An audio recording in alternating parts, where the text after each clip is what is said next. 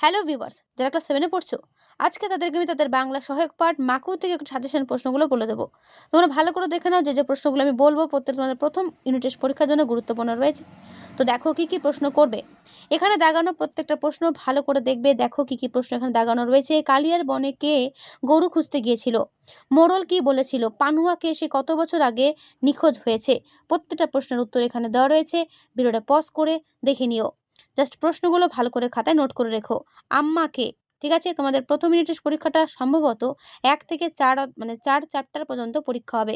ঠিক আছে? অনেকের স্কুলে হয়তো ৩ অধ্যায় পর্যন্ত হবে। ৩ হোক, ৪ হোক, যা প্রশ্ন আমি দিচ্ছি বা যেগুলো আমি দিচ্ছি সেগুলো প্রত্যেকটা ভালো করে দেখে নিও। বাংলার খালি টেক্সট বুক পড়ে গেলে কিন্তু কখনোই ৩০ এ ৩০ পাবে না। টেক্সট বুকের পাশাপাশি সহায়ক বইয়ের এই প্রশ্ন উত্তরগুলো দেখে যেতে হবে। গড়িওয়ালা তৈরি করা যন্ত্র মাকু কি করতে পারে? ঠিক আছে? সোনাদের বাড়ি থেকে কালিয়ার বন অবধি যাবার পথের বিবরণ দাও। করবে। এই প্রশ্নের উত্তর আরো ভালো করে যদি করতে চাও তোমাদের কিন্তু অবশ্যই গল্পটা অর্থাৎ টেক্সটটা খুঁটিয়ে পড়তে হবে। তাই প্রত্যেকে আমি সাজেস্ট করব এই প্রশ্নগুলো করার পাশাপাশি টেক্সটটা কিন্তু একবার পড়ে রেখো। যে কটা অধ্যায় তোমাদের পরীক্ষাতে রয়েছে। আর তারপরে এই প্রশ্নগুলো করবে। মাকু কি বলে সরাইখানে যেতে চাইলো? কালিয়ার বন কেমন দেখতে সংক্ষেপে লেখো। তোমাদের টেক্সট থেকে যে সমস্ত সাজেশন প্রশ্নগুলো হবে টেক্সটের সাজেশন আমি দিয়ে দিয়েছি, অর্থাৎ বাংলা সাজেশন তোমাদের আমার দেওয়া হয়ে গেছে। যদি দেখতে চাও অবশ্যই আমার চ্যানেলে এসে ক্লাস 7 প্লেলিস্ট ফলো করে দেখে নিও। সেখানে বাংলা কেন অন্যান্য সমস্ত সাবজেক্টের ভিডিও দেওয়া রয়েছে।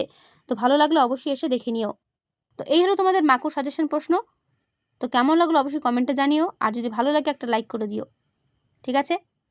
আর নেক্সট ভিডিও পেতে গেলে যারা নতুন তারা অবশ্যই সাবস্ক্রাইব করতে ভুলে যেও না।